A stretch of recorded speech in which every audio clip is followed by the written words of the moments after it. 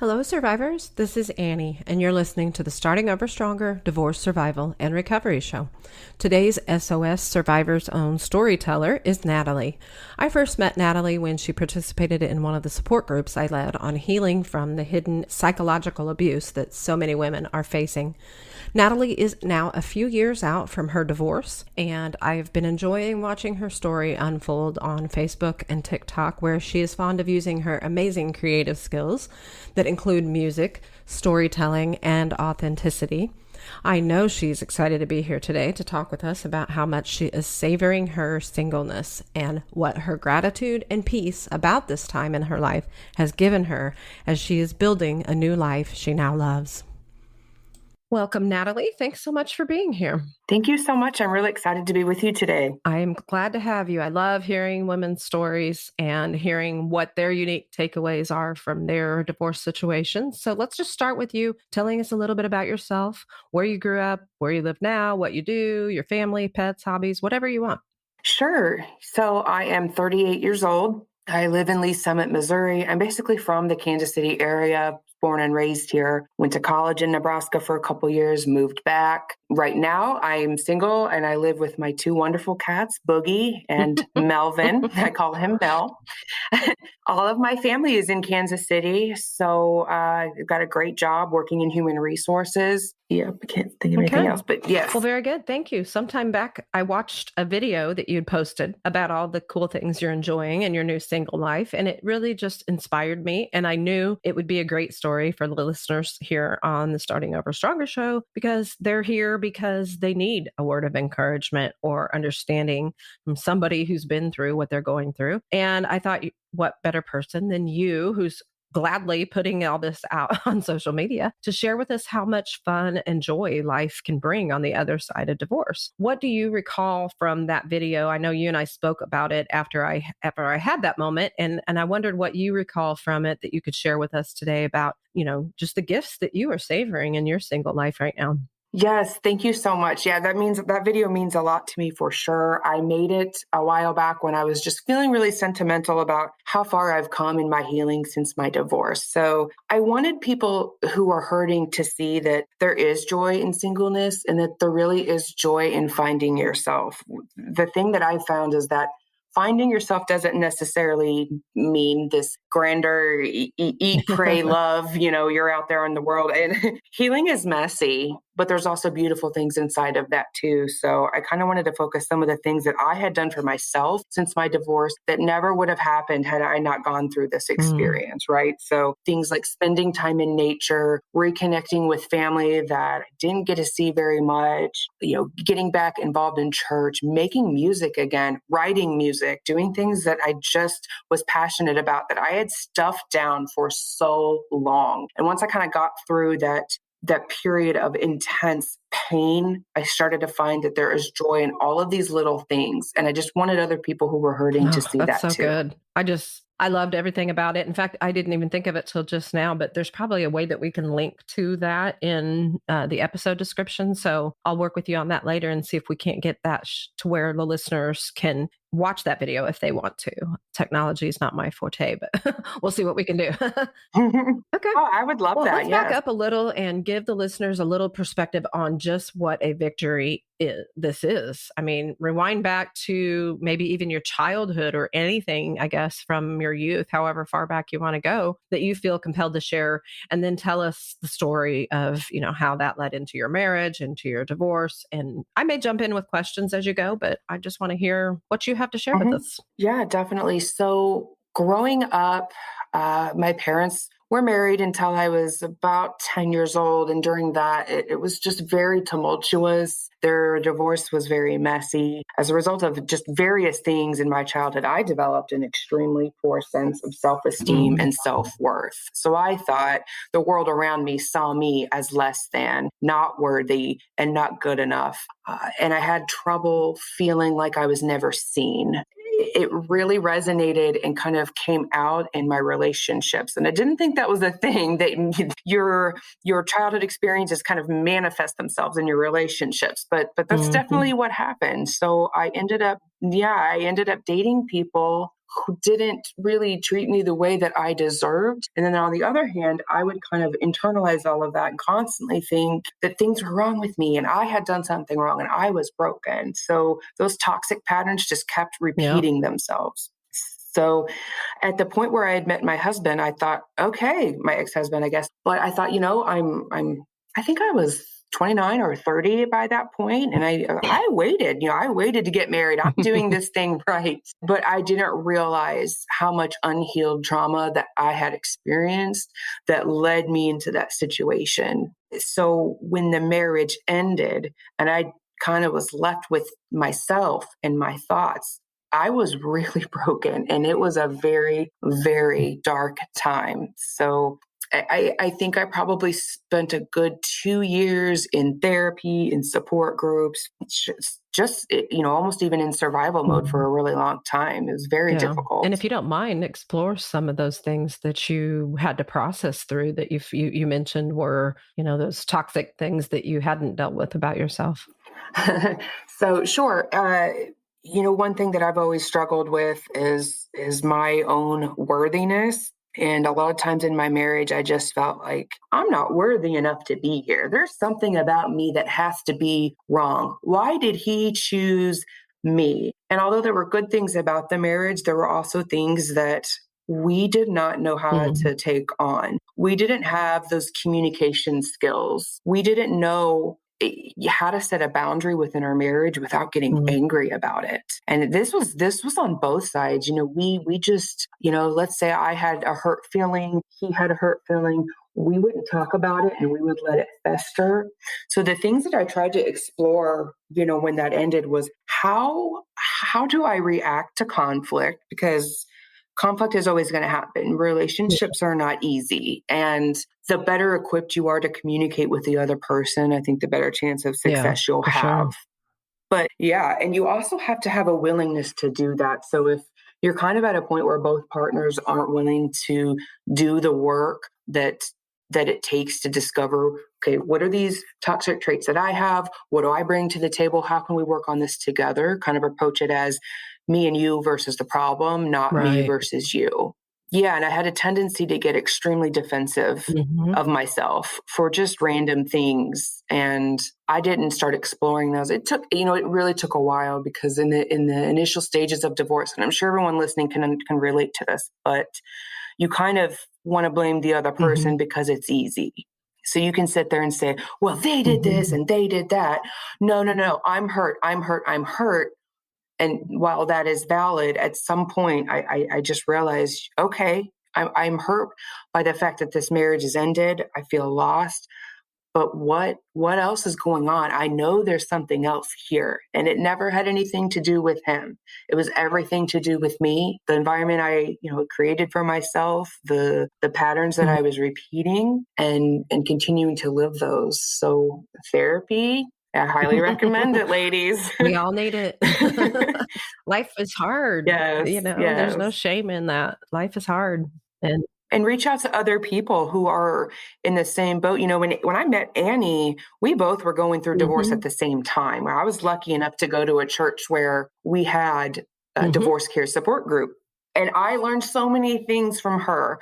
She was in a completely different stage of life than I was, but just being able to talk to somebody else who's like, you know what, I'm hurting too, and I get it. And it's going to hurt for a really long time, but I'm here and let's kind of sit in that together and figure that out. And your worth doesn't change just because you're divorced. Absolutely.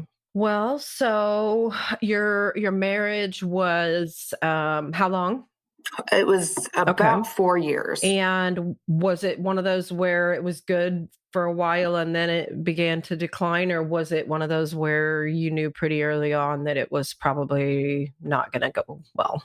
Yeah, and that's a tough question because, I always want to be respectful of him and his side of things. But I think from my experience, initially I could tell early on that my emotional needs were not being met. And I didn't know what to do with that because I thought, well, I love this person. I want to be with this person, but I'm not being fed and I'm constantly being pouring from an empty cup. And I anytime I would try to approach that, I was met with hostility. And I think that's because he didn't have the ability to recognize his own emotional shortfalls. And whenever I would approach him, it was, well, if I can't meet her emotional needs, then I'm just going to just get really defensive and upset and get scared. So I Yeah. stuffed all of that down. And I'm very good. I think I could probably call myself CEO of stuffing things under the rug, pretending they will go away.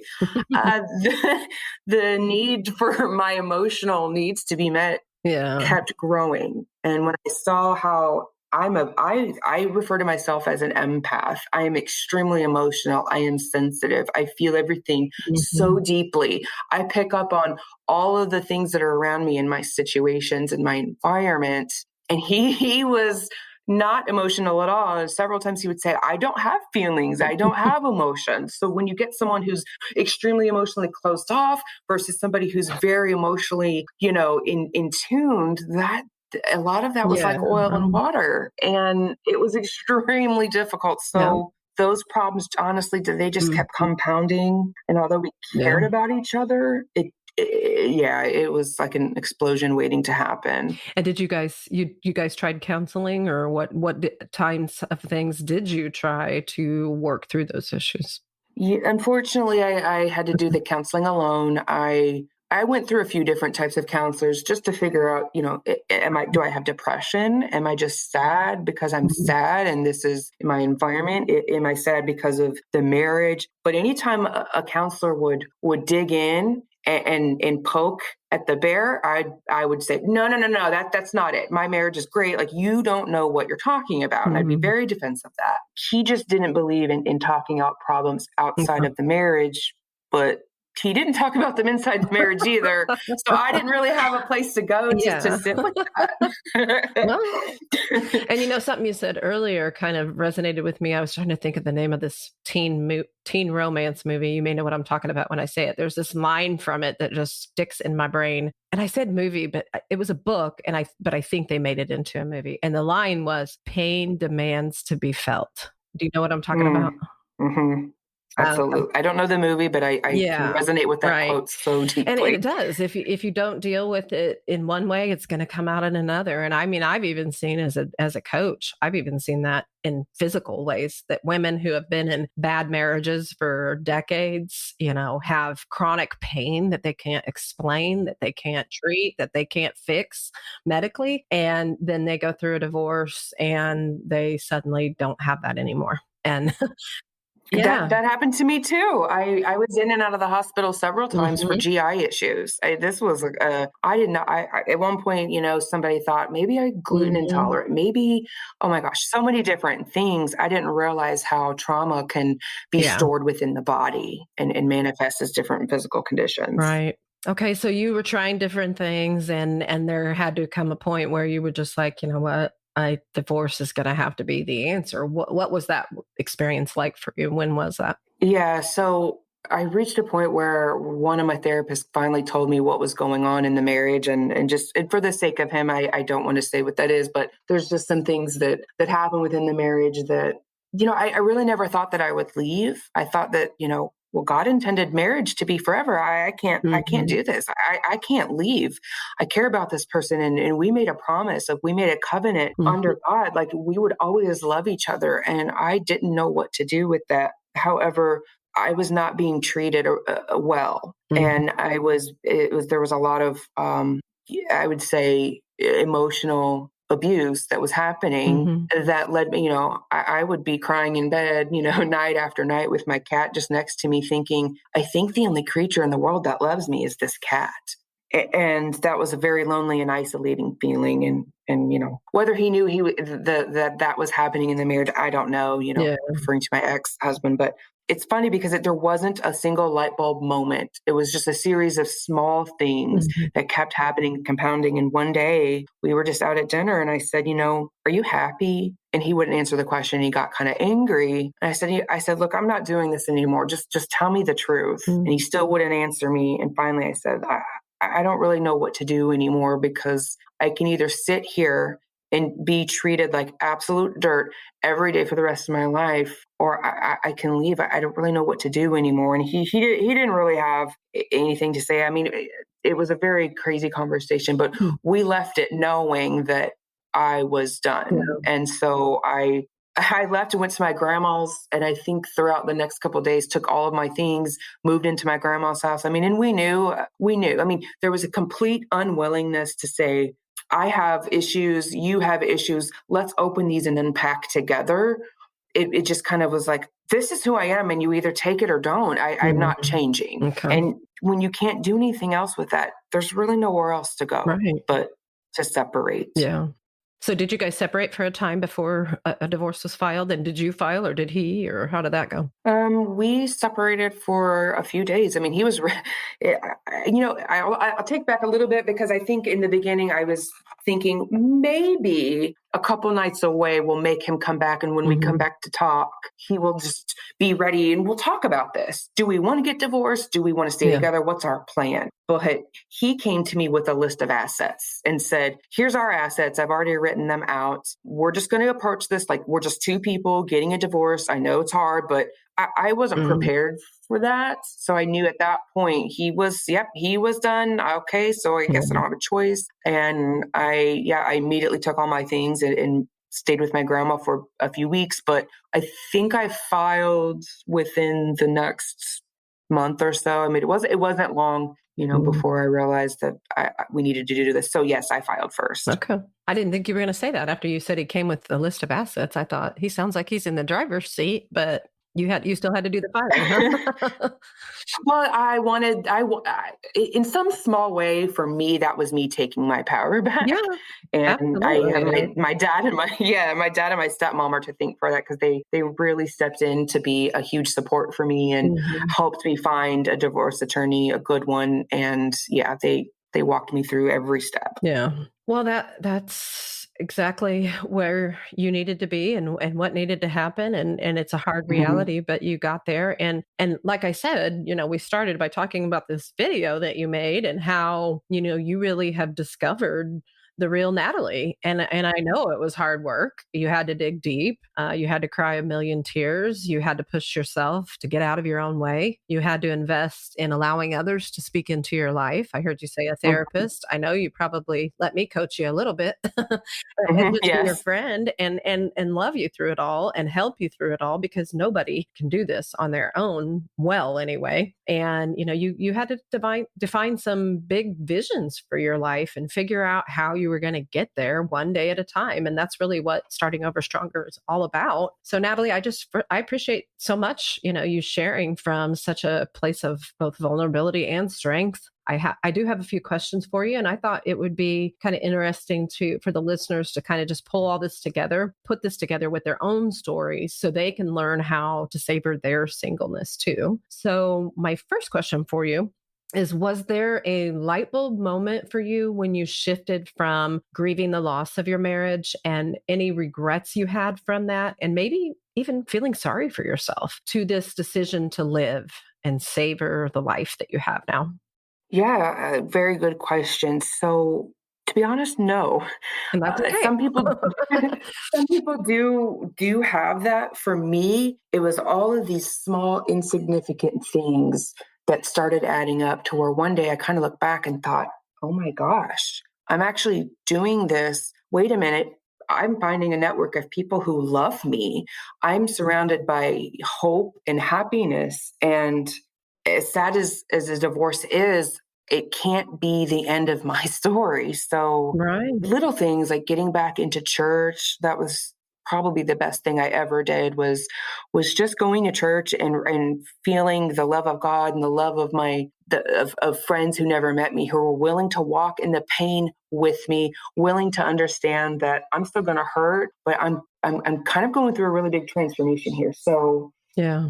in therapy too. So Yeah. I would say, it's definitely okay if there isn't a light bulb moment for you, it might not happen, but little things will start happening over and over if you just know that, you know what, I'm worth happiness. I'm worth living my life authentically. Yeah. And you know what that really speaks to is just that willingness and ability to begin to learn how to live in the moment, because all of, what you just described is not a light bulb moment. It's that moment where you can suddenly see hindsight is 2020. And all of these little things have been happening over this course of time that have led you to this huge change. And you didn't even know it was happening. And to me, what that says is you were learning how to live in the moment and to love where you were at for what it had to offer, all the, warts included, and good and bad, take it for what it's worth and just keep putting one foot in front of the other. And sometimes that's all you can do. The key word you said there is love.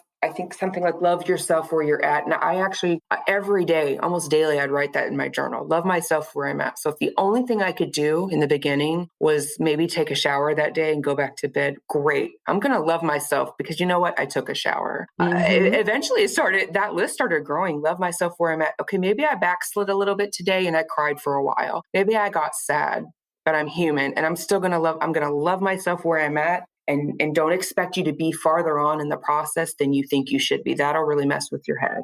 Yeah. Yeah, you're right about that for sure. And like you said, there's always, all you can do is just take your first steps, get the support you need as you've talked about, and then accept that there are going to be missteps and fallbacks. It's going to happen. And it's part of the plan. It's part of the process. It's not you veering off your path. It's you still being on your path. It's part of it, right? Definitely.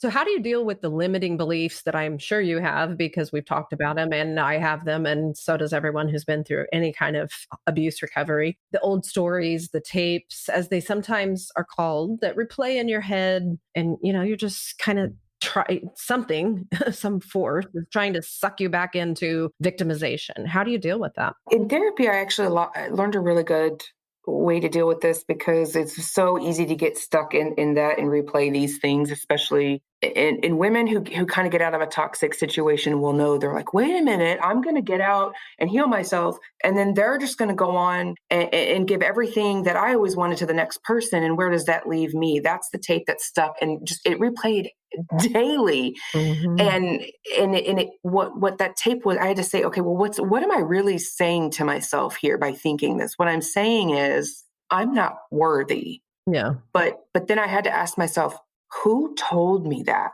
And when you think about, is it me? Is it just my own insecurities, my own, trauma rearing its ugly head? Or did somebody literally sit there one day and say, you know what, Natalie, you're not worth it? Because guarantee they didn't. It was me in my head. Is that a lie that I'm telling myself, or is this true? And that's basically how I like to deal with these types of things when this come up. Who told me that? Where is the source of this coming from? And is there anything deeper underneath that I need to try to dig out? Because that's really important to me. Yeah. And is there any truth in it? And if not, what is the truth? And then maybe you need to write that truth down and put it on postcards all over your house or something. Sometimes it comes to that where you've got to reprogram your brain to stop believing the lies, right? Yeah. And another thing that helped me a lot was EMDR therapy. It's a really great type of therapy for people who've been through traumatic memories and who can't kind of process through them. And I was stuck in a lot of memories. So that also helped me work through a lot of the more difficult things. Today's episode is sponsored by Cutrera Law, helping people when bad things happen. Kansas City divorce attorney Nick Cutrera has been offering strong yet compassionate legal representation for almost 2 decades. Voted best of the bar 7 times and the coveted super lawyer 3 years running, he's earned these honors as an effective litigator who works hard to avoid litigation where fair settlements are possible. Every case is different. Cutrera Law successfully tries or settles cases where both parents gain substantial, meaningful contact with children, or which a parent's visitation is restricted based on the best interests of the kids. Also, increasing or decreasing child support based on present financial circumstances. Each case is litigated according to its own merit. The choice of an attorney is a personal decision that should not be made based on advertising alone. As always, Starting Over Stronger Coaching recommends interviewing a few attorneys before making your selection. If you are in the Kansas City area, I highly recommend making Nick Cutrera one of those calls. Call Cutrera Law at 816-525-5226 or visit CutreraLaw.com. That's CutreraLaw.com. Please tell them you heard about them on Starting Over Stronger. Now back to the show.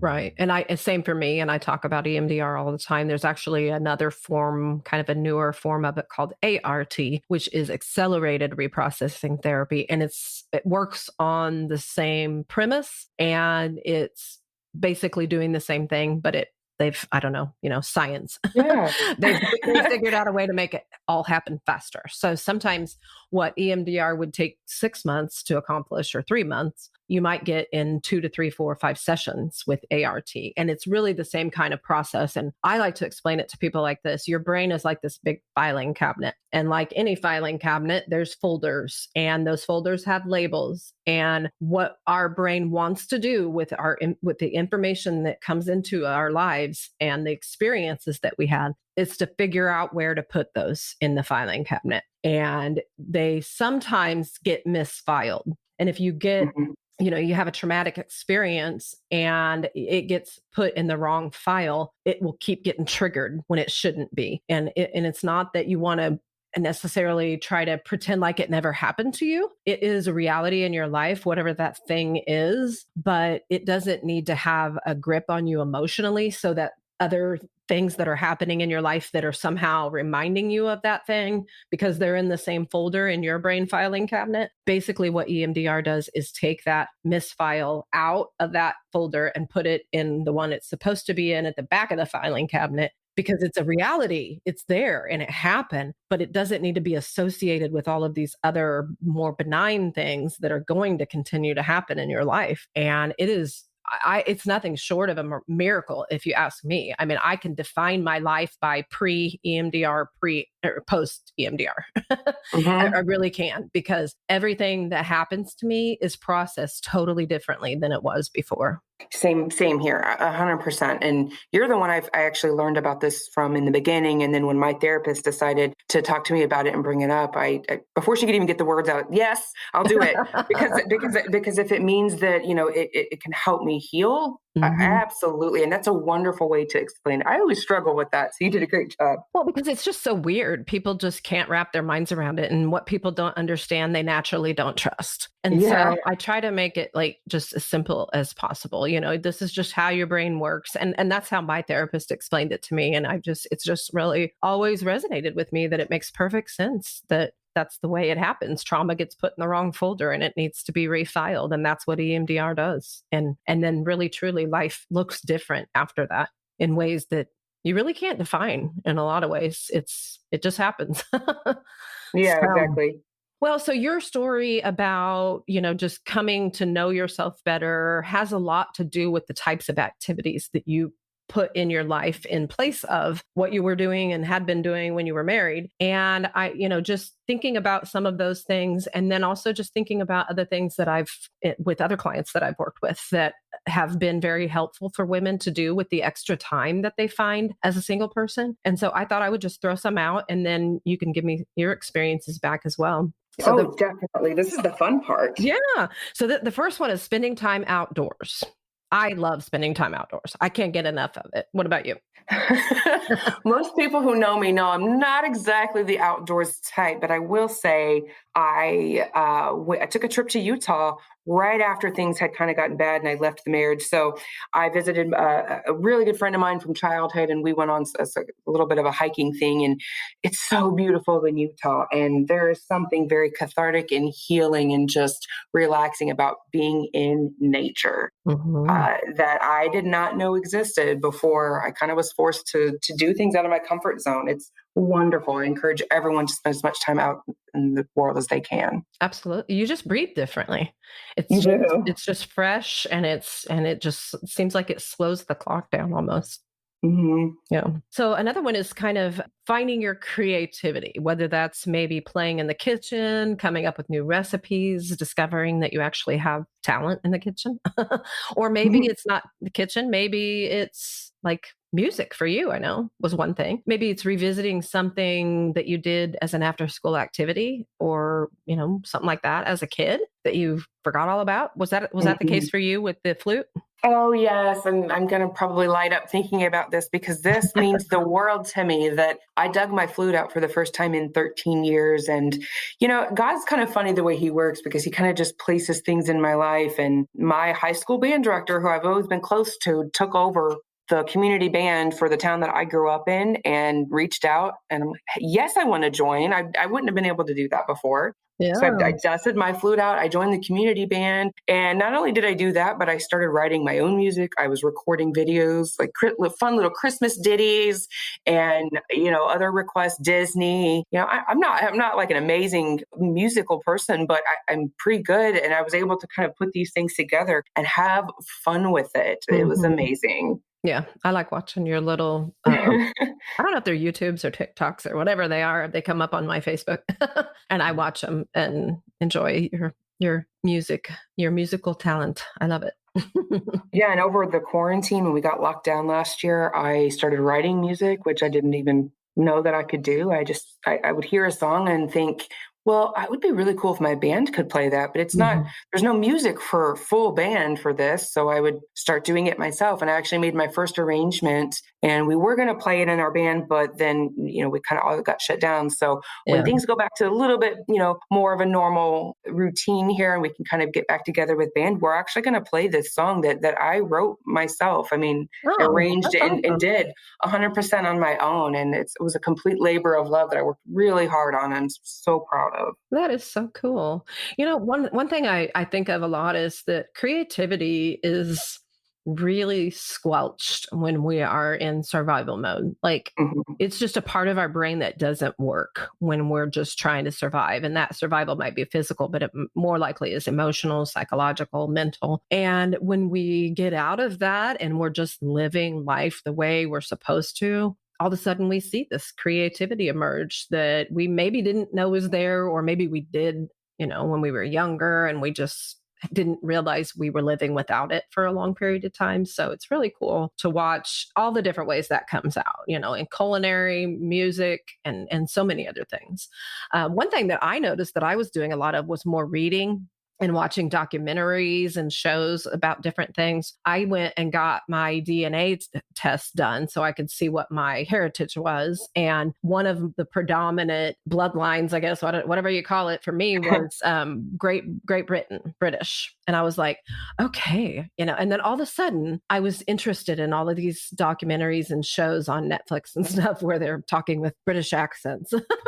And all of this is so silly because it's not something that I would normally be interested in, but like The Crown on Netflix. I devoured that show. I loved it. It was because it was not only entertaining, it was also historical. And I was learning about British culture and the way the whole, the whole Yeah. democracy of the crown works. And it was just so interesting to me. And so I think that's one of the things that people do, women do with the extra time they find as they're single. They find something or someone that they have always taken an interest in, or maybe it's a new interest, and they really begin to explore that, watch documentaries or YouTubes, or, learn a new habit or a new trick or a new hobby or whatever, just do something that Yes. you wouldn't have done otherwise. And Yeah, you've done a lot of that, I think. absolutely. So, another one is to schedule regular time together with family and friends that you might not have had the time to spend with otherwise. And I know I heard you mention that. Tell us a little bit about how that worked for you.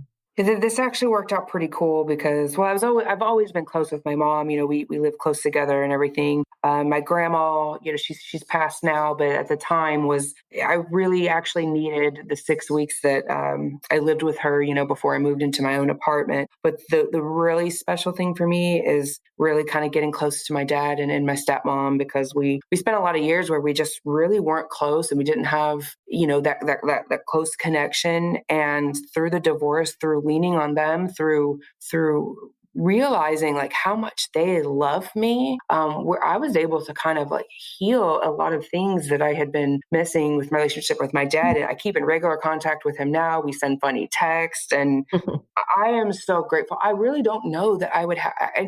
I know I would not have that had I not gone through the divorce. So Yeah, for me, even if the only thing I gained out of this was being closer with my dad, that 100% was what's worth it for me. absolutely.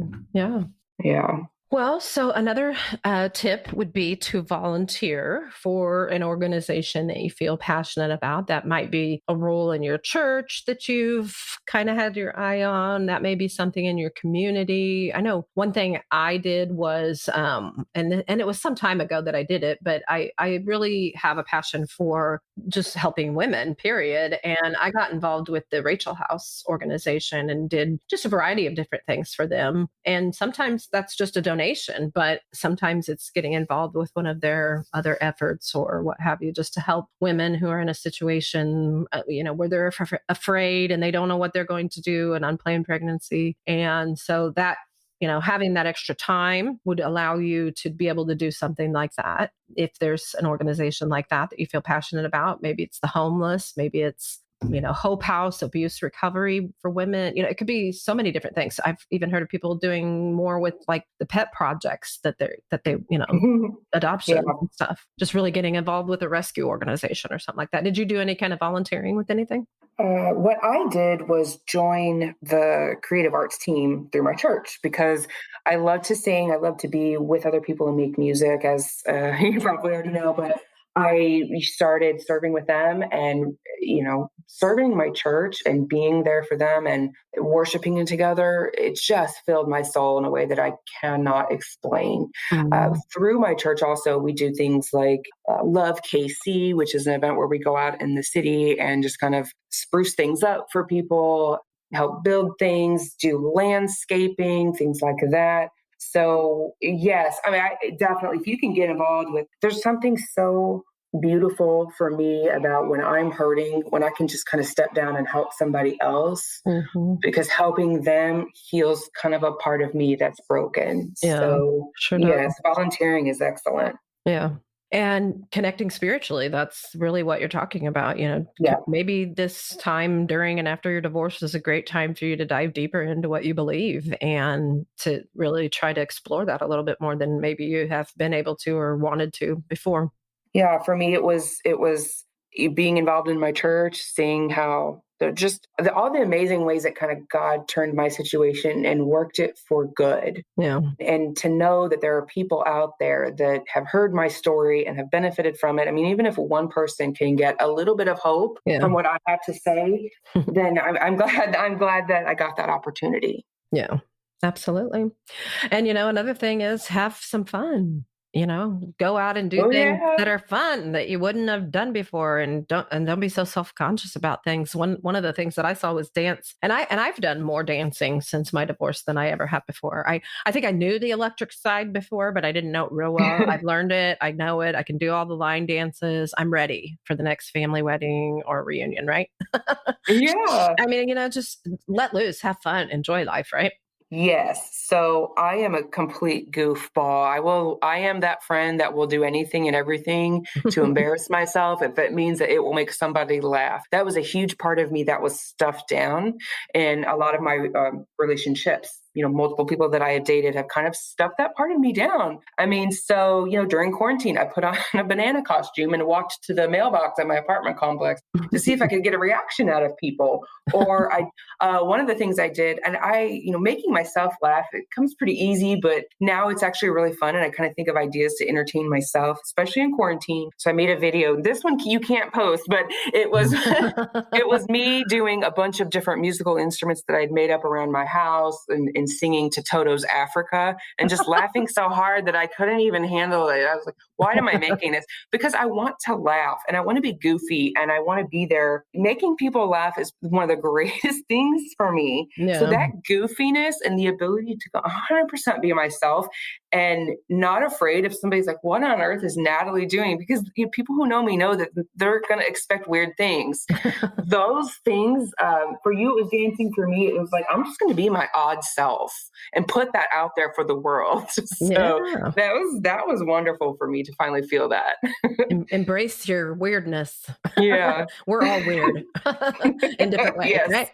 Yeah. Well, really it just comes down to doing all the things, whatever other people are doing. If somebody's inviting you to go do something, go do it. Who cares if you're a third wheel or a fifth wheel or any odd numbered wheel? It doesn't matter. We're all human. Go out, enjoy life, stop focusing on yourself and your pain and being stuck in this place, choose instead to just go see what life has to offer and explore the world and, all of the things that we've talked about, being outdoors, checking into your creativity, learning something new, volunteering, getting into church or connecting spiritually with what you believe and dancing and all of the things. They're all good. Yeah. They all are part of the experience of life as a human. And so that's really what we wanted to talk about today, is just savoring all the things as a single person that honestly you may not get to for very long. It really is a gift. Yeah, exactly. Anything else in particular you want to share about the things to do with the extra time you have as a single person? Actually, yeah, I'd like to share what a friend of mine did that I just was really inspired by. I haven't done a lot of these myself, but she put together a list one day called 40 New Things. And she wanted to accomplish 40 new things before she turned 40. And it was brought about because somebody who she had dated for a little bit of time just kind of challenged her and was just like, I just don't feel like you're open to new ideas or new things. I'm pretty sure that's kind of how it went. And she's like, yeah, I'll show you. I'm just going to think of, and she just started doing all these random things like goat yoga. I want to go paint something. So I went to a cat cafe with her and we did a painting session, and we can't paint, but it was so much fun to try to do that. So she thought of all of these random things, take a dance class, bucket list things, just things that were within her realm to do. And she went and did all of those things. And I'm not saying you're going to do it more than I love it. And you may not feel up to it every day. You don't even have to do 40 new things. But for me, it was, what was my kind of like bucket list of things that just always made me happy, even if you thought they were dumb or you kind of internalized it as that's kind of goofy. Yeah. Write it down and seek it out, and then share it. Find some friends to share it with, because sharing some of these experiences with other people are memories that I will always hold on to. Yeah, absolutely. I did one of those, was a bucket list item of getting a ride in a hot air balloon. Oh, I've always wanted to do that. That's wonderful. I got to do that over Las Vegas last year. Super cool. And it's much different than you might expect if you've never done it, because I think I imagined that it would be loud and when they're doing the hot air, the fire or whatever, for a moment at a time, it is kind of loud, but not uncomfortably loud. But then they don't do that the whole time. It's just they give it bursts of air, every once in a while. And in between those, it's just silence. And you're just you're just floating, like, I don't even know. I'm so bad with numbers, but it's like maybe, I don't know, 200 feet, a mile. I don't know. You're not very far above the earth. That's what I'm saying. You can see a dog if there's a dog in the backyard, like you can see things as you're going over, and it's just silence. And there's like 8 people in the basket and you're just all just looking out. There's very little talking. It was so cool. I would do it again in a heartbeat. That sounds wonderful. Yeah, I'm adding that to my bucket list right now. Yeah. And one of my favorite recommendations is for all single ladies as they heal from their divorce to go on what I call a solo sojourning. And what I mean by that is I want you to go away by yourself somewhere you've never been. For me, it was a week alone in a cabin at the base of the Smoky Mountains. And for a week, I just wrote in my journal, hung out in the hot tub, sang as loud as I wanted to, cried, wrote in my journal some more, went out to dinner by myself, went and rode the Alpine coaster by myself, did whatever I wanted to do, because it was all about me and about just processing everything I'd been through. And I actually have written kind of a prescription for this that I love to share with other women about the exact steps they too can take to use a mini or not so mini getaway in their healing. And if anyone's interested in knowing about this, I'd be happy to share it. It can truly be life-changing. Did you ever I know you said that you went on that trip to, where was it, Utah? Yes. Was that kind of how that was for you? Or did you do anything else like that by yourself? Utah was amazing because it was one of my best friends. We went, I don't even know the word, canyoneering. I never thought I would do something like that. I mean, I'm kind of like not the risk-taking friend, but it's kind of where you just are between all of these rocks out in the middle of Zion, Utah, and climbing them and doing, it's kind of like hiking up in the rocks. Okay. Somebody's going to listen to this and think that I'm describing this completely wrong, but that's what it was for you. Yes. So even though I was with them, I mean, I flew out by myself and not only trips, but I would take myself on dates. So if you can't afford a trip, take yourself on a date. I took myself to see The Lion King and I Hmm. got a balcony seat so that I could be right up front with no big hats, hair, anything in front of me. And I just sat there and enjoyed how magical that musical was. So I was like, I'm worthy for dates. I like Yeah. doing things by myself because the more you do it, the more comfortable you get. Nobody's looking at you. They don't care. Nope. Movies, I went to movies by myself. I went to dinner by myself. Yeah. If I wanted to do something and I didn't have anybody to do it, I didn't care. I would do it. That's awesome. Honestly, I think that's how you get to the point that you can savor your singleness is you stop caring what other people think and you learn how to Yes. date yourself and love spending time with yourself. And I really truly think that people who don't do that are at a disadvantage because a lot of times I think what happens if you don't do that on some level, you end up choosing a partner to fill a void. And if you do these simple things as far as going out and just enjoying your life, getting to know yourself, dating yourself, loving yourself, enjoying spending time with yourself, you're so full that by the time you meet somebody, they're just like icing on the cake. You don't need them to be happy, but you love having them in your Yes. life. You want them instead of needing them. And that is such a better place to build a relationship from. So, Yes, and that can be so scary. I know people who are terrified of this. mhm. And I made it, my singleness right now, it's intentional. I'm not on dating sites. I'm not out there trying to meet anybody because I really love my time to myself. I've gotten used to it. So when I get to a point where somebody comes along and they're my equal and everything, that's great. That's going to be amazing. But I'm not out there searching for it because I don't need it and I never did. Yeah. That is awesome. And I think, and like we've said, it makes all the difference in the world as to how you approach yourself and relationships for the rest of your life. So what closing thoughts do you have, if any, Natalie? Yeah, I do. I was kind of thinking and praying about this because I know a lot of people who are going through divorce think, am I ever going to fall in love again? And I struggle with that too because I want to fall in love again. I absolutely, want to, but sometimes, getting caught up in that, just knowing, I've been through so many trials. It's like, why would I try again someday? But when you take the time to work on yourself and to heal, you're going to approach love from a new perspective, right? So I'm not going to go into a new relationship as the same person I was before. I've done the work that I need to do to protect myself from getting into some of those same repetitive, toxic patterns that would break me, Yeah. in the past. So right now, I mean, I'm only seeking out healthy minded people who, are like minded with me to get to know. Right. Right. So I think I will date. I think I will fall in love again. And I just pray that anyone listening just begins to heal, learn self love and recognize that first it comes within yourself. But, healing and loving yourself changes things. It's not over. It's absolutely not over. Yeah. Very good.